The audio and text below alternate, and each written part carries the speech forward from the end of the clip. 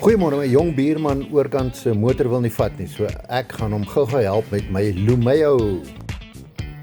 Ek het my Lumeo gaan uithaal en hier is sy motor. Hy het alreeds 'n nuwe battery ingesit, maar iets is nog steeds fout. So ons haal die Lumeo uit sy kassie uit. Daar is die klampe vir die battery en aan die kant van die Lumeo maak jy hom oop en jy plug hom in.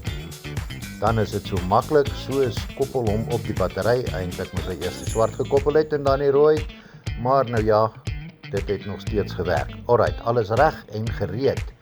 Nou gaan hy die voertuig aansit en kom ons kyk of hy werk.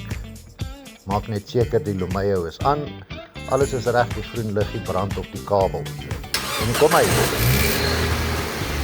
Daar vat hy, awesomeness, die kar het gestart. Dan haal ons die Lumeo af, ontkoppel die kabel, pak hom mooi terug in sy kassie, sit die kabel bo in die sak.